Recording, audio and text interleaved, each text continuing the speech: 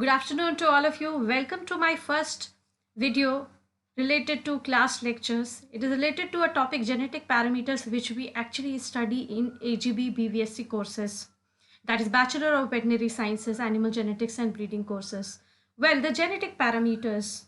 Before describing or discussing about genetic parameters, let us first try to know what are quantitative traits because they are very much related to it. Quantitative traits, as you know, or the name suggests, the quantitative traits are the traits or the characters which are measured in the form of quantity, be it milk production, egg production, which can be measured, age at first, calving interval, etc., which are recorded in quantity. The quantitative traits are actually polygenic in nature, governed by many genes at a time, and that is what we study all together in population genetics. Because when we study about quantitative traits, we do not study it in an individual just like a Mendelian traits, but actually we study it on a population, on the whole population, and that's why we study it in population genetics. So as I said, the quantitative traits are governed by several genes and modified by the environmental factors and exhibit continuous variation. Consequently, the animals or the individuals in a population cannot be classified into distinct phenotypic classes because the difference between the consecutive classes are very small, unlike the Mendelian traits or the qualitative traits. Such traits cannot be studied by Mendelian methods of analysis. Phenotype of an individual of a quantitative trait is represented by the phenotypic value, particular phenotypic value. And so, because they are measured in a quantity, we need to have appropriate statistical methods which can be employed to describe those quantitative traits and its analysis, like the mean, variance, correlation, regression, analysis of variance. Well, the parameters which are used collectively to describe the variation, covariation in quantitative traits are collectively referred to as genetic parameters. See, there is one word which has to be changed just now, collectively referred to as genetic parameters. Example, the heritability, repeatability, genetic and phenotypic correlations. So these are the four genetic parameters which are very necessary to study the quantitative traits. In this video or in this lecture, we will be studying about heritability. I suppose and I hope that other videos of mine will follow soon, in which I will be describing about other genetic parameters like repeatability, genetic and phenotypic correlation. Now coming to the first one, heritability. Heritability, as the name suggests, is that part of a trait which is actually heritable. So heritability is actually the deciding factor for devising the right selection and breeding methods, for knowing the extent of genetic gain, and as well to know the type of gene action involved. So needless to say that heritability is a very important genetic parameter to know about the trait, to be known or to describe a trait as well. We all know that the phenotypic variance sigma square p can be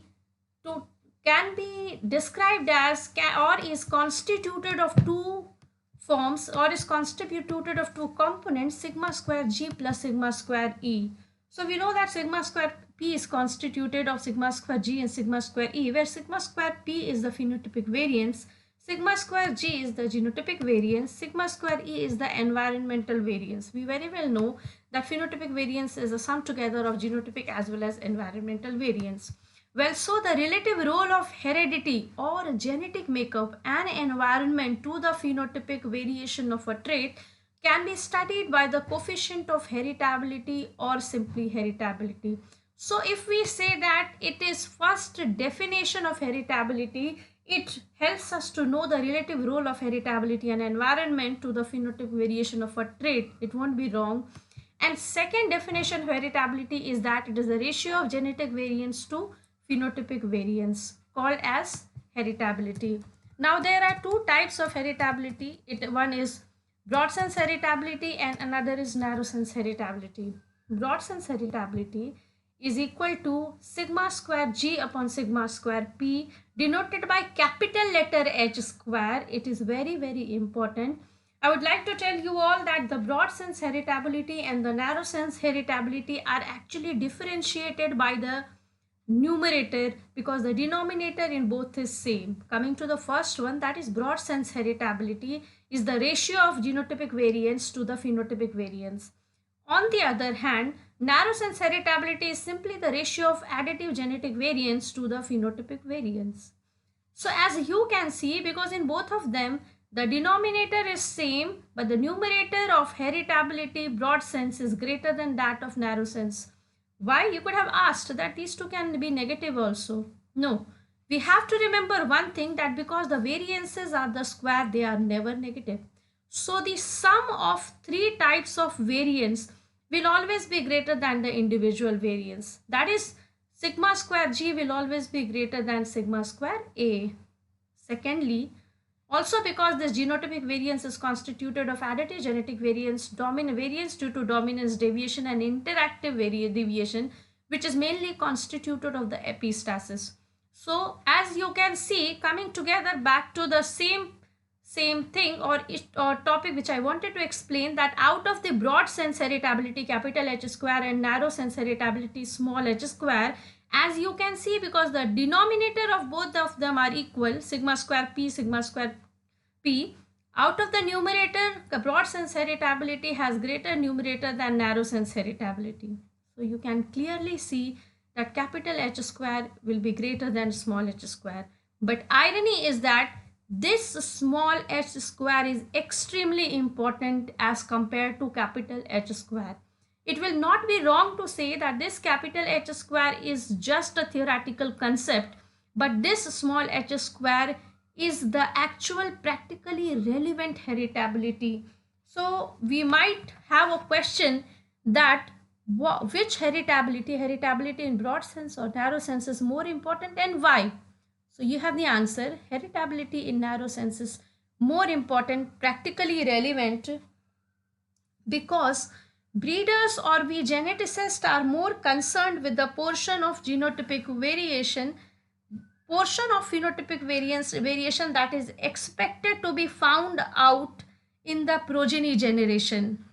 That is, what portion of the total phenotypic variation will actually be found out in the progeny generation. So let us understand it as this way, that sigma square p is equal to sigma square g plus sigma square e is equal to, if I say it is sigma square g plus sigma square e, which can further be divided into sigma square a plus d plus I. So here I say that it is actually equal to sigma square a plus d plus I plus, again, its environmental component sigma square e.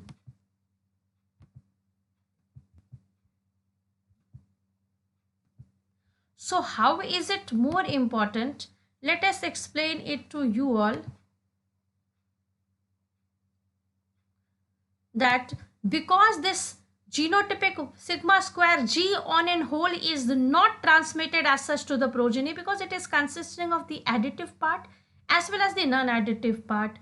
At the time of gamete formation, the whole of genetic or genotypic variance is not transmitted as such. It is broken into parts, and out of it, this sigma square a, which is the additive genetic variance, which is due to the breeding value, is actually transmitted as such to the progeny, while the sigma square d and sigma square I are bound to vary, and it will be depending upon the type of gene, and it is actually variable in nature and not constantly and not as such transmitted equally in progeny.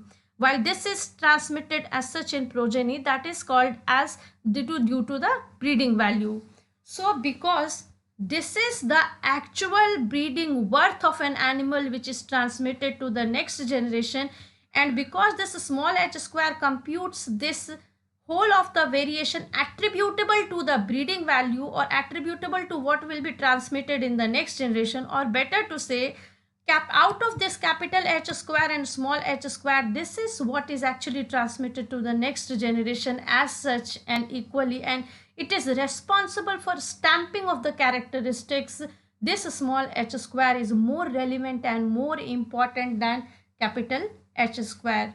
Now coming to another question, if suppose our students get the question that what is the difference between the broad sense heritability and narrow sense heritability, so they can write it as, well, the broad sense heritability is the ratio of genetic to phenotypic variance, and narrow sense heritability is the ratio of additive genetic variance to the phenotypic variance. Secondly, usually this broad sense heritability has a higher value than narrow sense heritability because it includes the contribution of additive as well as non-additive genetic effect. This we have already seen in this slide, because it includes the contribution of both this additive and this is the non-additive. Additive is sigma square A and non-additive is sigma square D plus sigma square I, although more variable it is present in case of h square. So it is greater in magnitude, while narrow sense heritability, that is a small h square, has a variable value because it includes contribution of only additive genetic effect. Now the third difference, capital H square, that is broad sense heritability, is useful in determining the relative influence of heredity and environment to the phenotypic variation. The narrow sense heritability is useful in choice of most effective basis of selection. This is very, very, very important, which we will be discussing further as well. This narrow sense heritability is useful in choice of most effective basis of selection and in the prediction of genetic gain and breeding values. This broad sense heritability is primarily of theoretical interest and has limited practical use, while the narrow sense heritability has wide application in genetic improvement of farm animals. Now the alternative definition of heritability. Alternatively, heritability is defined as the correlation between the breeding value and phenotypic value. A very good and useful definition. Heritability is also the correlation between the breeding value and phenotypic value. How? Because this heritability, see, you can understand it as such. This heritability is actually a representation, or it shows the extent of, or it shows the magnitude of dependence of the phenotypic, the breeding value on the phenotypic value. That is, how much can a phenotypic value be a guide to its breeding value. That is, how much of the phenotypic value is transmitted to next generation is determined by heritability. So if I say heritability is the correlation between breeding value and phenotypic value, should I better say that the square root of heritability is the square root of correlation between breeding value and phenotypic value? So heritability is the, here it is missing. So heritability is the square of correlation between the phenotypic value, breeding value and the phenotypic value. And so root, if we do root on left hand side and right hand side both, we find that the square root of correlation of breeding value on phenotypic value will be equal to square root of heritability. Students, always remember that this is the square root of heritability. This is not heritability. Heritability is capital H square or small h square. So one question which follows is that what is unique about the range of RAP? That is, what is unique about the range of correlation of breeding value on phenotypic value in this case? Well, let me tell you something. Generally, we know that the range of correlation is, correlation coefficient R is 0 to 1. But because in this case R is expressed as heritability, and we know that the heritability, the range of heritability, generally in case of correlation the range is -1 to +1. But in case of heritability, let me tell you, the range of heritability is 0 to 1. So the range of correlation coefficient is 0 to 1. This correlation RAP is 0 to 1, unlike other correlation coefficients. So this is unique about it. It is also expressed as the regression of breeding value on phenotypic value. As you can see, heritability is also expressed as the regression of breeding value on phenotypic value.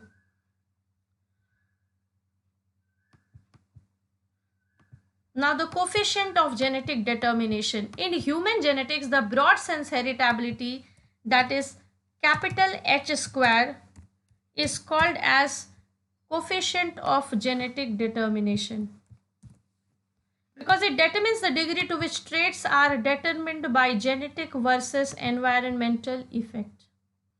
What are the usefulness or applications of heritability? Why is it called one of the most important genetic parameters? Because it helps in determining the relative role of heredity and environment. Moving on to the very first slide, in which we had actually discussed about the formula of heritability, let's see. Because heritability is equal to sigma square g upon sigma square p, and it determines the ratio of genotypic to overall phenotypic variance, means what percentage of phenotypic, or what is the extent of genotypic variance out of the total phenotypic variance. So how much is genotypic variance constituting out of the phenotypic variance as a fraction is expressed as heritability. So it has a useful role in determining the relative role of humidity and environment, heredity and environment. Now second one, it also helps to determine the type of gene action as well as the breeding plan.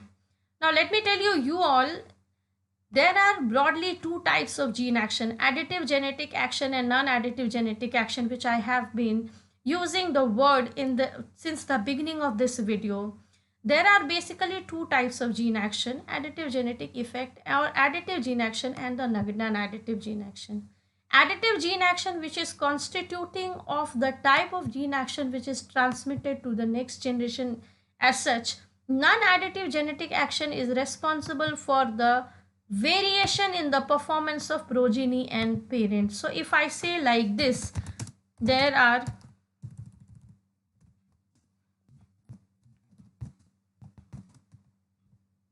two types of gene actions. One is additive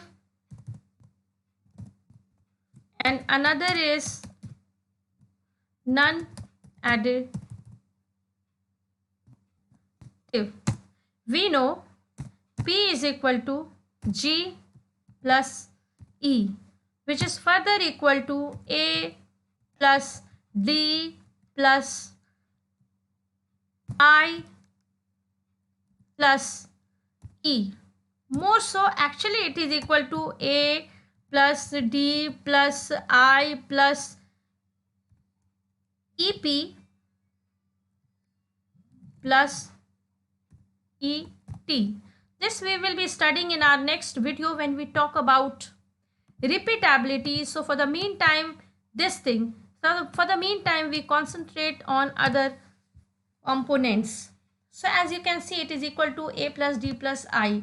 So this,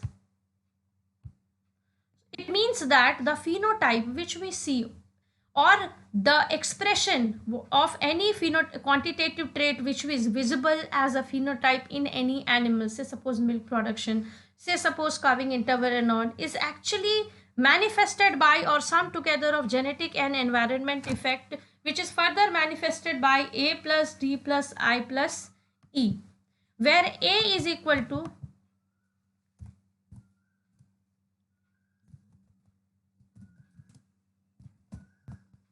breeding value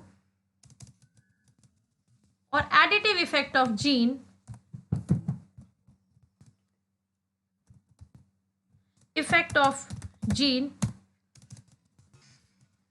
I is equal to interaction deviation, primarily the epistasis. D is equal to dominance deviation. I plus D is equal to what is manifested as non-additive effect of gene. So should I say that P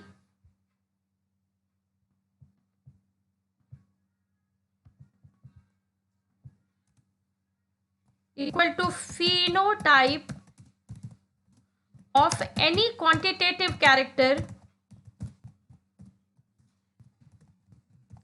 is actually equal to additive or non-additive effect of the gene concerned with that trait or character. Right? Why? Because additive effect of additive, because this A is the additive and B plus I is the non-additive effect. While E, environmental effect, is also constituted of two components, the permanent environment and the temporary environment, which I said to you just now will be discussed during repeatability in my next video. Now coming back to this, so if I say that it is manifested by additive and non-additive effect of gene, this extent of additive and non-additive effect of gene, the relative extent of both varies from one gene to another or one trait to another.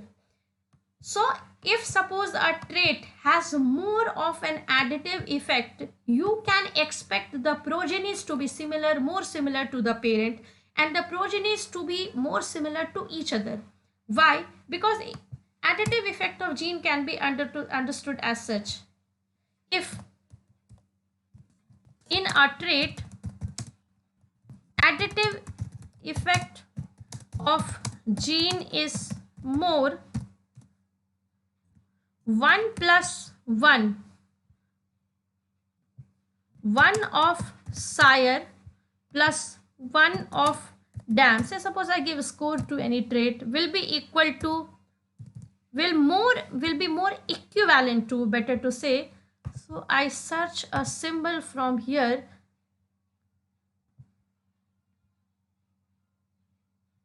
Yeah, here I got it. It will be more equivalent to the 2 of progeny. Why? Because you know each of the parent contributes half of it. Say suppose 2 was the initial value of that trait of sire, 2 was the initial score of that trait of dam. So they contributed 1 from each, and we can be sure that for that trait the progeny will definitely have more of an equivalent value to 2. Means 1 plus 1 is equal to 2, as the name suggests, additive, because there will be no variation, as no or lesser variation due to non-additive effect of gene will be observed. How? Again, how? Again, because you see, non-additive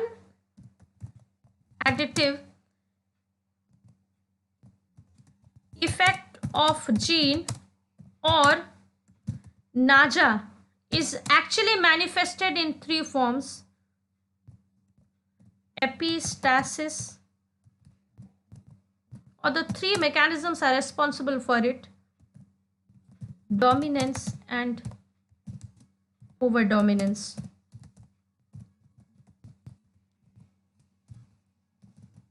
So lesser the NAJA effect, that is non-additive gene action effect, lesser will be the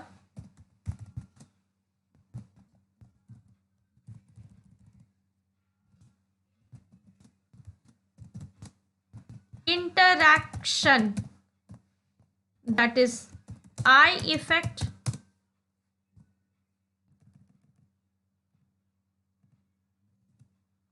this I, interaction deviation, and lesser will be the D effect, because neither interaction is mainly constituted of dominance, so epistasis, so it will not be seen. Dominance and overdominance will also be reduced because of this D effect will be reduced if NAJA effect or non-additive gene action is less. So in case of any trait which is governed by a gene on which the non-additive effect is less and additive effect is more, we can be sure that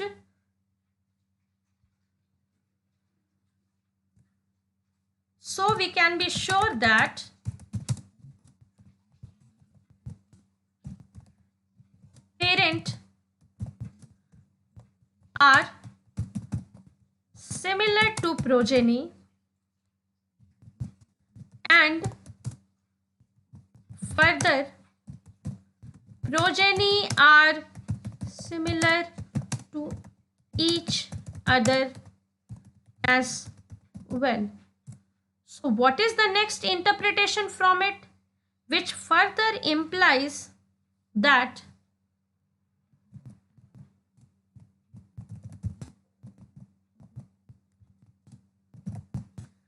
what we select will be what is inherited. That is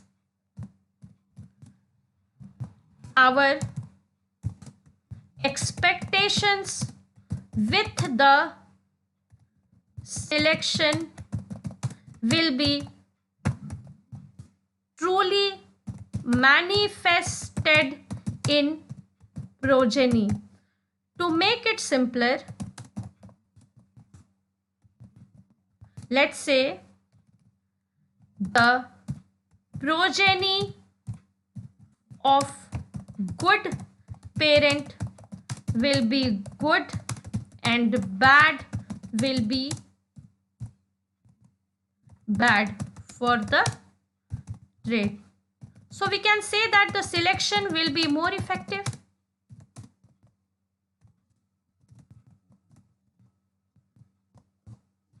In case of non-additive gene action being more and non-additive gene action being less. Now case 2. Well, you feel that I started with heritability and actually I am centered around this non-additive and additive gene action. So let me tell you, this non-additive and additive gene action are very important concept if you really want to be clear with heritability. So because heritability broad sense is transmitting the whole of genotypic variants and in narrow sense is transmitting just the additive genetic variants, and because I say that heritability is a guide to selection, and because further I say that more the heritability, more will the selection be useful, and because I further say that narrow sense heritability is practically more useful because it predicts the additive genetic value or the breeding worth of the animal, I need to make the concept of additive and non-additive gene action clear first. There are basically, as I said to you all, two gene action. I repeated again, additive and non-additive, because the phenotype is constituted of genotype and environment, which is further constituted of A plus D plus I plus E. And as you can see out of it, A is because of additive gene action, D plus I plus E is because A plus D plus I is because of non-additive gene action, E is the environmental.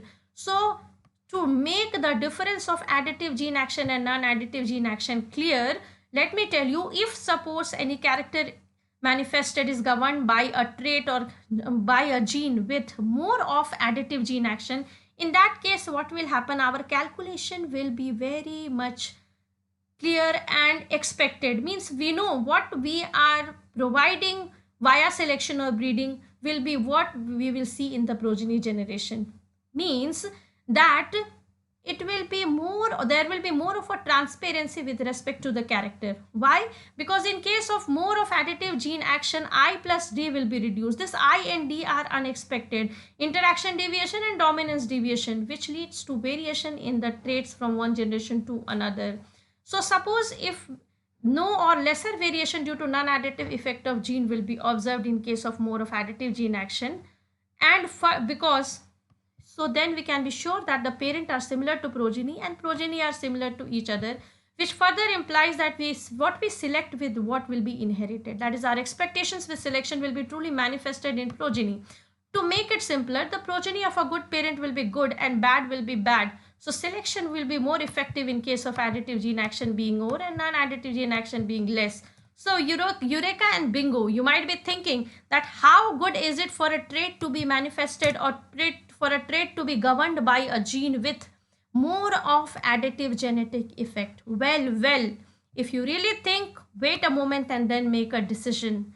If additive gene action is more and selection is more reliable, we expect 1 plus 1 of sire equal to 2. 1 sire of 1 and 1 dam of thus is equal to 2 of progeny. It means, which further means that the scope of heterosis or hybrid vigor is reduced. So less scope of improvement via breeding and cross breeding. So what do you say? Because we cannot expect to be expect the progeny to be better or worse than the parent, we cannot also expect of genetic improvement in the progeny than that of the parent if suppose it was solely additive in nature. Because of this non-additive effect of gene, that is what we get is manifested as heterosis or hybrid vigor, and because of this non-additive effect of gene being present along with additive effect of gene, we carry out different breeding programs and we dare to go for different breeding programs, crossbreeding, grading up, etc. to improve our animals. Yes, of course, there is another thing is that because the chances of hybrid vigor will be more, because the chances of heterosis is reduced, chances of inbreeding is also reduced, depression is also reduced, because they both are complementary to each other. But then for the improvement of the herd and lot, selection as well as breeding, they both are two most vital tool in the hands of a breeder, we all know. So in this case, so similarly, just opposite to it in case of non-additive effect of gene, because the interaction effect is more, that is I plus D effect is more, that is the interaction deviation that is due to epistasis dominance and over dominance will be more, that is these two effects will be more in case, and this A will be less. In case of non-additive gene action, we cannot expect 1 plus 1 to be equal to 2. It will be varying more from 2 in progeny. Although we provide 1 of sire, 1 of dam score for a trait, we might get the progeny having the score of that trait. If suppose we are able to give a score to the progeny for that trait, the progeny might show a score of either 1 or 12 also, depending upon the 1 or 4. So in case of Naja, if I say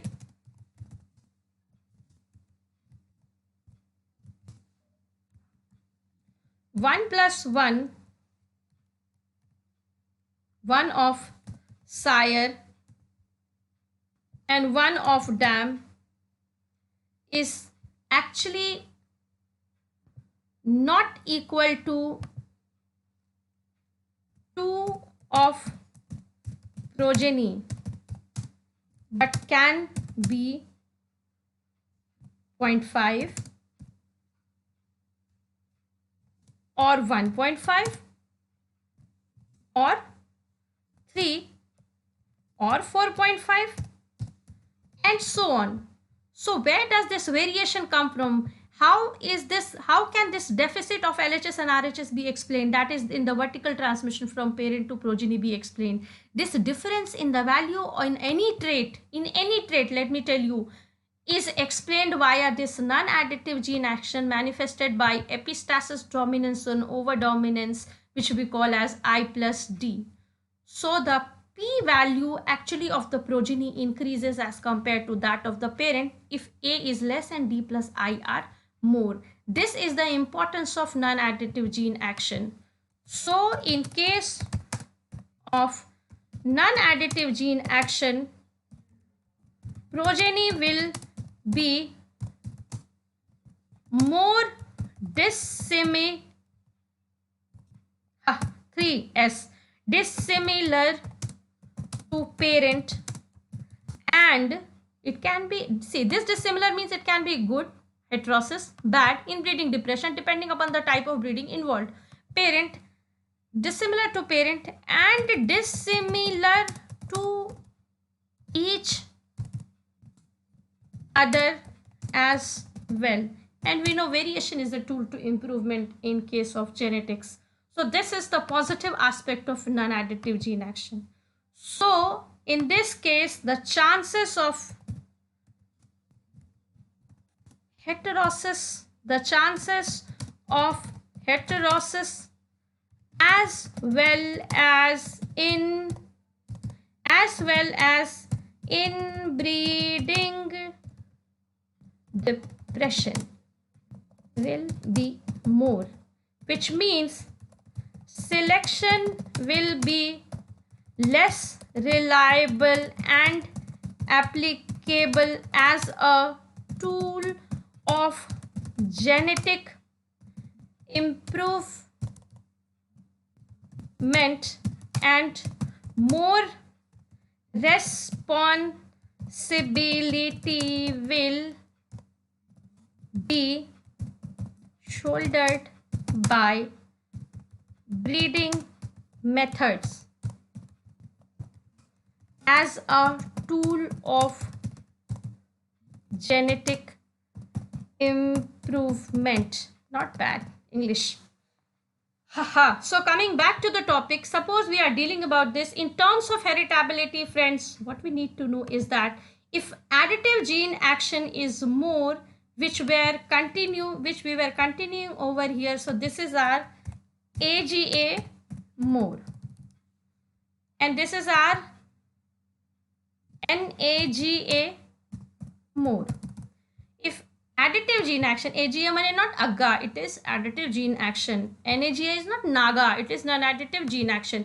If HEA is more, coming to in the relevance of our topic, if additive gene action is more, which means that sigma square A will be more,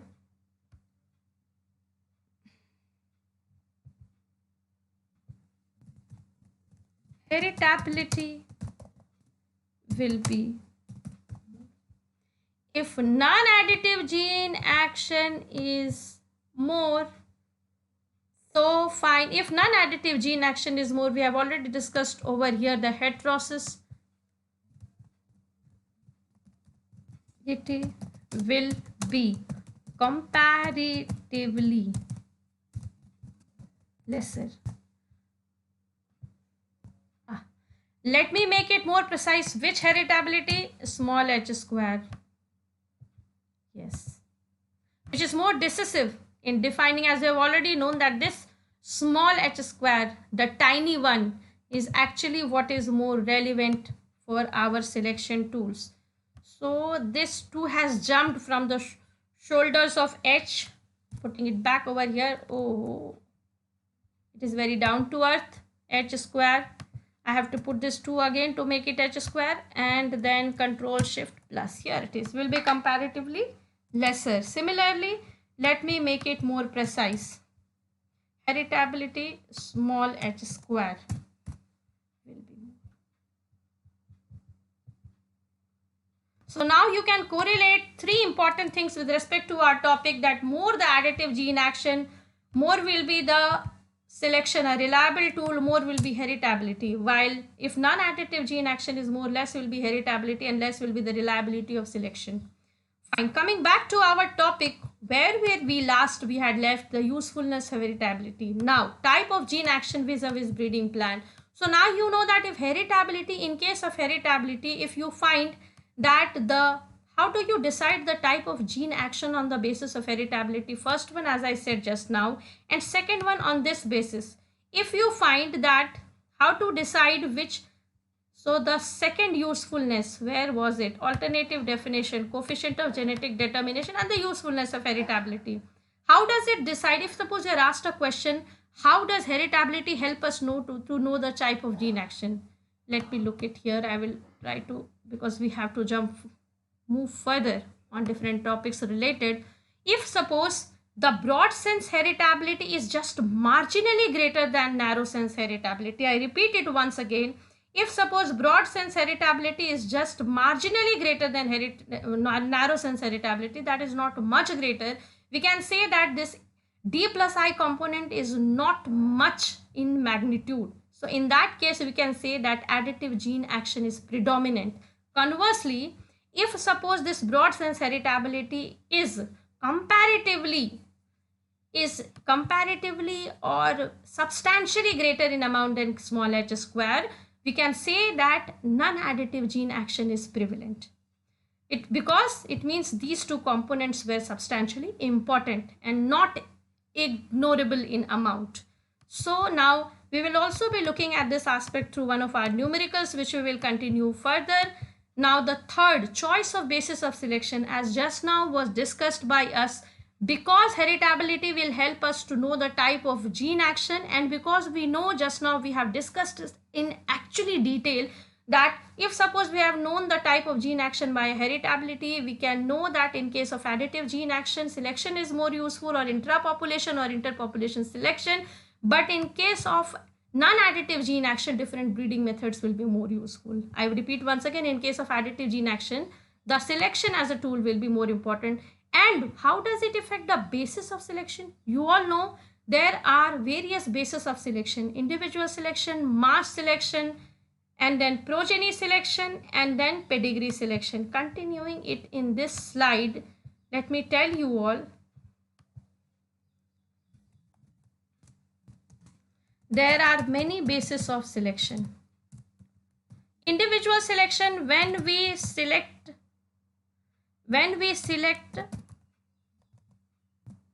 an animal on the basis of its own phenotype or breeding value, we call it as individual selection.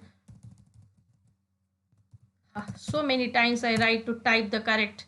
When you are in hurry, you try to have a shortcut, and you must know there is no shortcut to success. So finally, I take more time in typing when I am in hurry. Now, second is family selection. Third is pedigree selection. Fourth is progeny selection. Not going into the depth of all those selections, which I actually hope and aspire to cover in the next video of mine in the successive videos. Collateral relative selection. When this individual selection is practiced en masse, for example, in case of small animals like Drosophila, we say it as mass selection. Mass selection. Now coming back to the individual selection, this individual selection is especially recommended or followed when heritability of a trait is more. And other methods are followed when heritability of a trait is less. So I can say that method 2, 3, 4, 5, family, pedigree, progeny selection. So when we go for selection, we can actually trust family selection. That is when we select on the basis of the performance of family. When we select on the basis of the performance of its ancestors, it is pedigree selection. When we select on the basis of the performance of progeny, it's progeny selection. And when we select on the basis of its collateral relatives, we call it as collateral relative selection also, as a part of family selection and other. So now coming back to the topic, that individual selection is actually more relevant when heritability is more. Other methods are employed when heritability is less. We cannot go for individual selection when heritability of the trait is less. Why? Because we know that the heritability is what is heritability as a trait, this small h square is marginally more when that is, it is comparatively good in amount when that is the additive genetic effect of a trait is more. An additive genetic effect of a trait being more means it is true to its breeding value, that is it will be bestowing more to its progeny, that is good will produce good progeny and bad will produce bad progeny. So choice on the basis of selection, that is individual selection, will be followed in case of high h square. Now second, prediction of genetic gain, that is response to selection. How do we say that the heritability as a trait is actually, heritability as a trait is actually a indication of its genetic gain? Now coming back to the topic,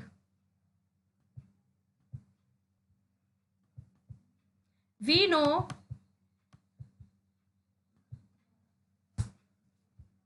that genetic gain or response to selection is actually the difference between the mean of the progeny of the selected parent and mean of the population before selection. Mean of the population before selection. Mean of the progeny of the selected parent, mean of the population, that is the base population before selection was made.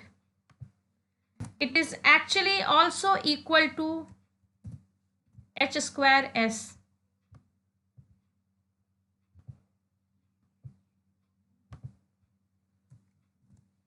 That is heritability of a trait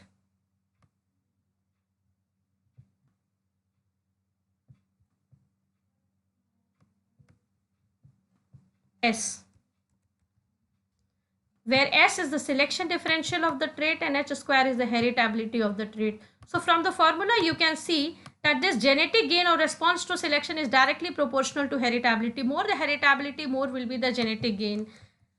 Actually, if you ask me how I understand this, if you say that heritability of a trait is more, it means that you are saying that the breeding worth of that animal is more. It means that it will be bestowing its character maximum variance to the next generation, maximum of good or bad, both the variability will be transmitted to the next generation. So it means that, as I said just now, what you predicted will what you gain. So definitely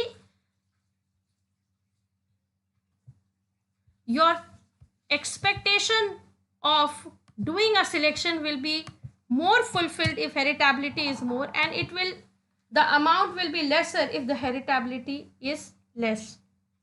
Now coming back to the slide, next one is prediction of breeding value. This we have known it from above all, that because sigma square A will be more in amount, breeding value of that animal will also be more in amount. So these are the usefulness of the heritability. Now the general features of heritability. Heritability may vary from one trait to another in a population.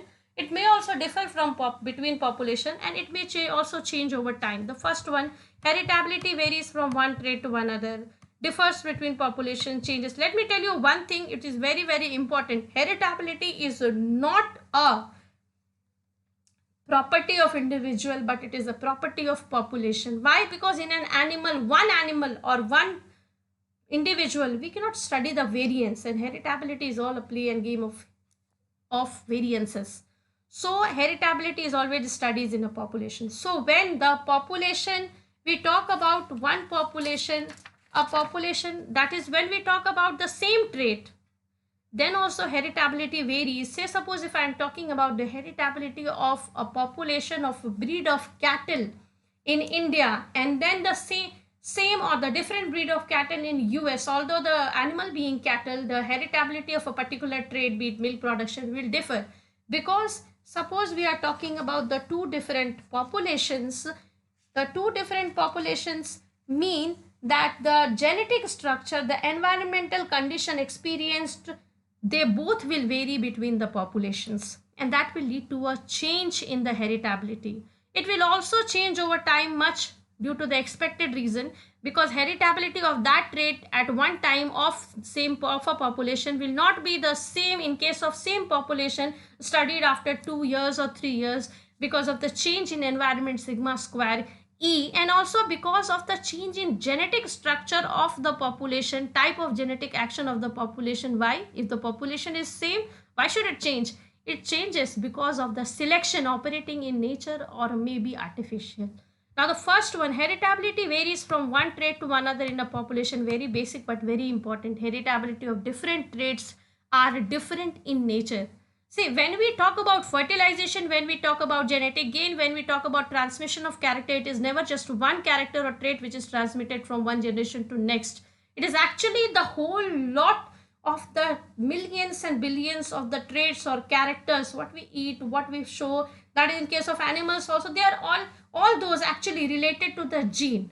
as far as I feel, most of the characters which we accept or not are directly or indirectly related to the gene or the genetic effect. Maybe I'm biased to genetics, but that is a fact.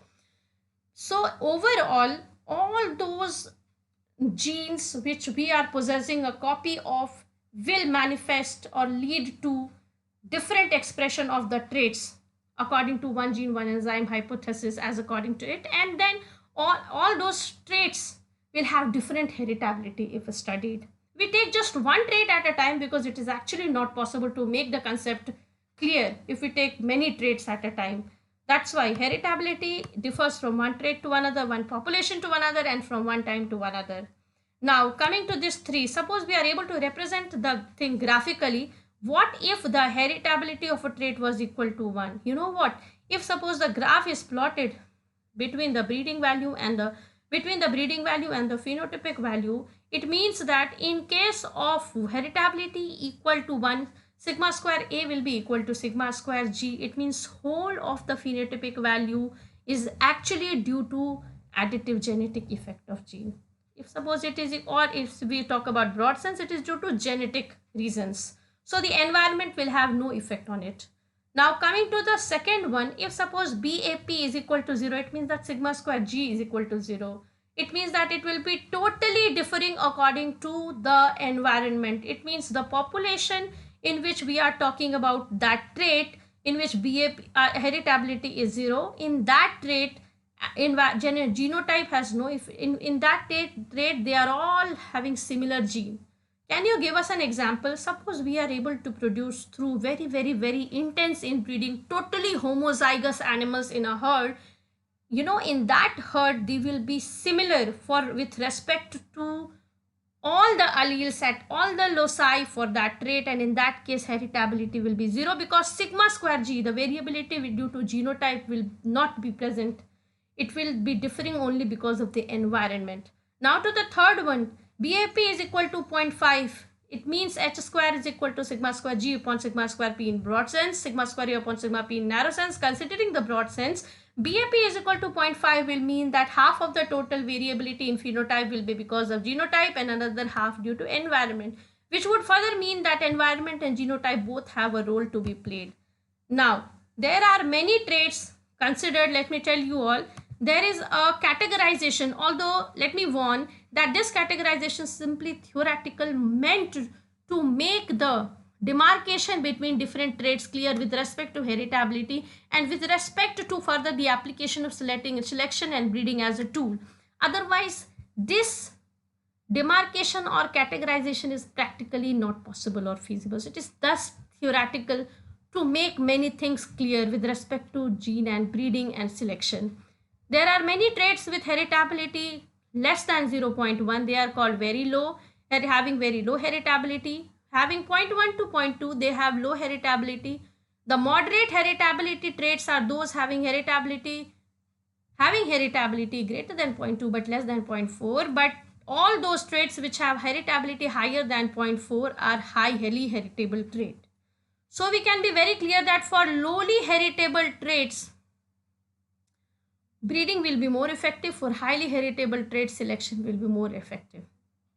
Is it clear to all of you? Now, coming to another thing which I wanted to make clear. So when you see this categorization, we all must also know one thing which perhaps I feel should be clear to you all. Yeah, here. If suppose you get a question, what is the range of heritability? Heritability, you know, is equal to sigma square G upon sigma square P in broad sense and sigma square A upon sigma P in narrow sense. Why do I come back here? Because I want to do a copy paste to make the explanation quicker. Sigma square G upon, otherwise I'll have to go to insert, then take the symbols and then insert it over here. So here it is. Range of, so it is equal to sigma square G upon sigma square P. Yeah. Out of this sigma, so as you all know, what is this sigma square? It means it is genotypic variance and that is phenotypic variance. So they both are variances. It is actually a ratio of variances.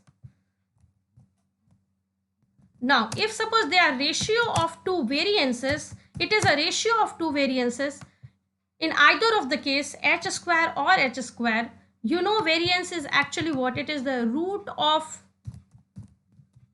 variance is the,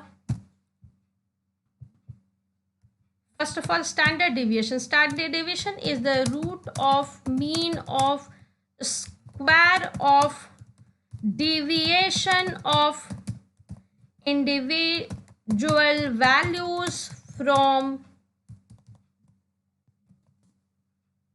its arithmetic mean. Just try to recapitulate few things from your biostatistics portion. And variance is actually the square of a standard deviation.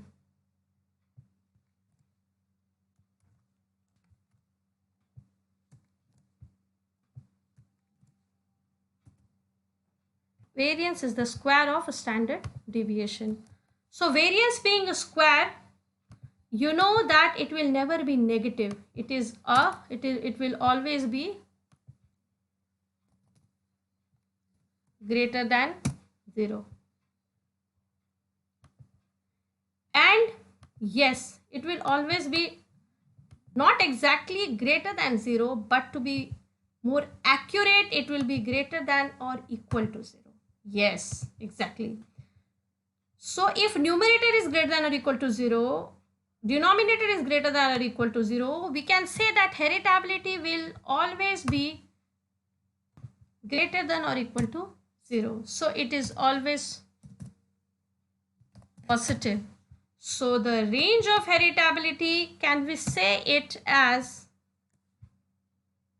greater than or equal to 0, constituting of both the heritabilities within that limit,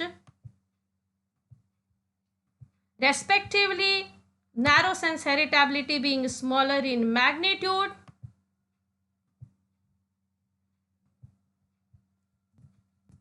broad sense heritability being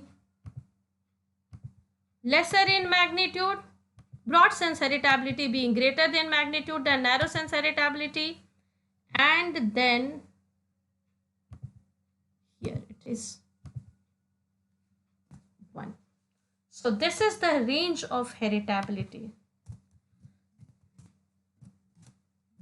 One more thing, let me tell you all, that rarely it is actually impossible to have a population, because I mean to say that definitely it will always have some component of genotypic variance, however small it might be. It is almost impossible to have sigma square g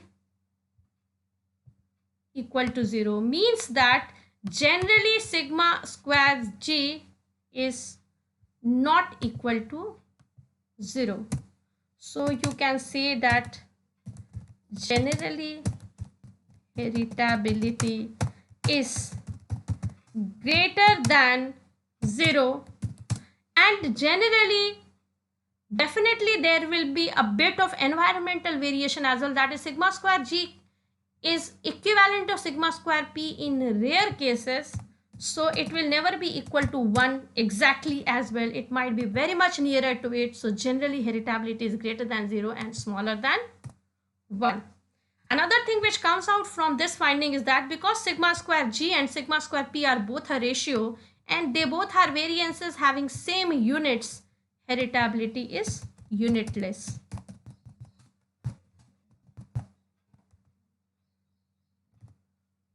So here you have important findings with respect to heritability. Now coming back to it, where were we? We were actually talking about the different traits. Now we'll be talking about the different trait when we have known the range of heritability and the theoretical categorization of heritability: low, medium and high. Once again showing you this slide: very low, low, moderate and high. In case of cattle, as you can see, the age at first calving, which is a reproductive trait, and a per lactation or yearly milk yield, they both are lowly heritable traits. So now you know from our earlier slides in this video that they both will not give us good result if we go for individual selections.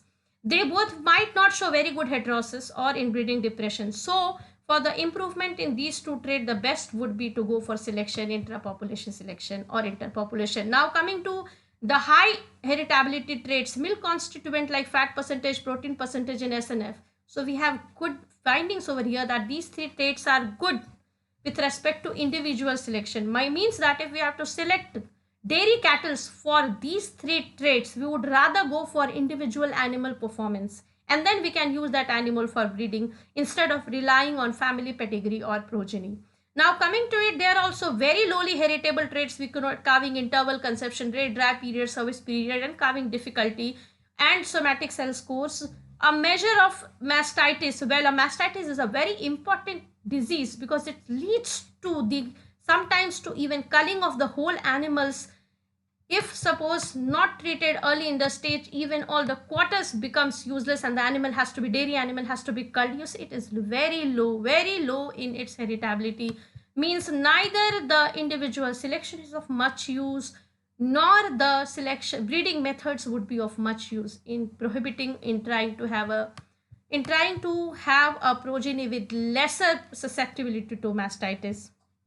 Now coming to the second one, that is the sheep. In case of sheep, as you can see, the birth weight, weaning weight, mature weight, age at market are moderately heritable traits. Feed efficiency is lowly heritable trait.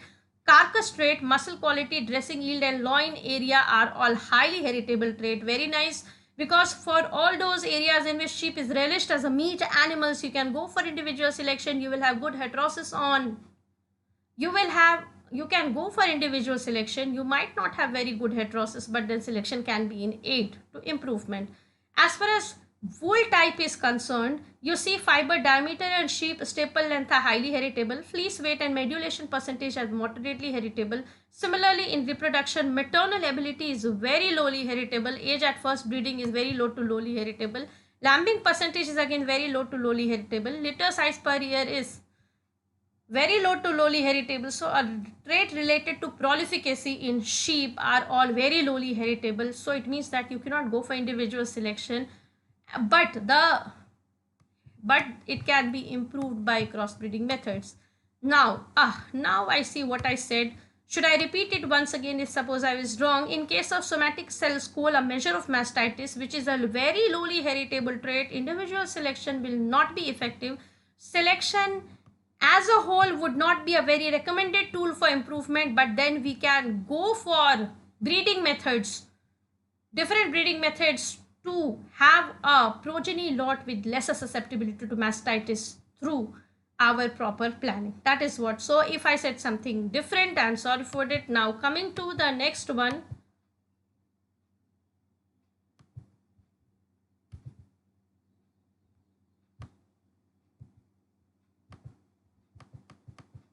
Yes, poultry.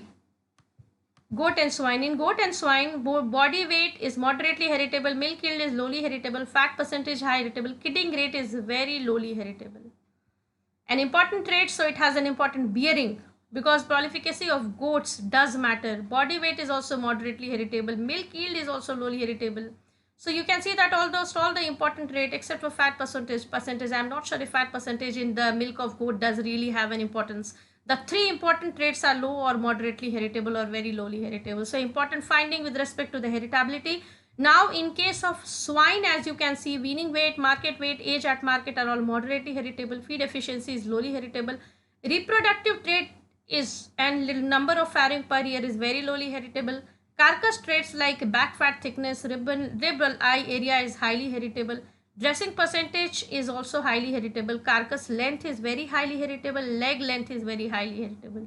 So you see in swine, nature is so good to us. In swine, feed efficiency is very important trait, and that's why swine rearing is also an important industry and an important option of a job or self-dependence or a bread earner in case of poor families as well, because it has a very good feed efficiency. And you see nature provides us further a scope with the trait being lowly heritable, means that in this case we have more scope of heterosis via good breeding methods. Similarly, in case of goat, that all the important traits are lowly heritable. So it means or very low or moderate or low. So we have good chances of improving it via breeding strategies. Now, in case of poultry, as you can see, egg production is lowly heritable. Age at first egg is low to moderate. Egg quality, that is egg weight and albumin quality, is highly heritable. Shell thickness is moderately heritable. Blood and meat spots are lowly heritable. Meat type, growth traits, that is body weight, feed efficiency, is moderately heritable. Carcass trait, that is dressing percentage, is moderately heritable. Breast angle is highly heritable. Reproduction and variability, that is hatchability, fertility, and mortality, are very lowly heritable. Mortality an important trait and concern in poultry, fertility important in poultry, hatchability important in poultry, very low heritable.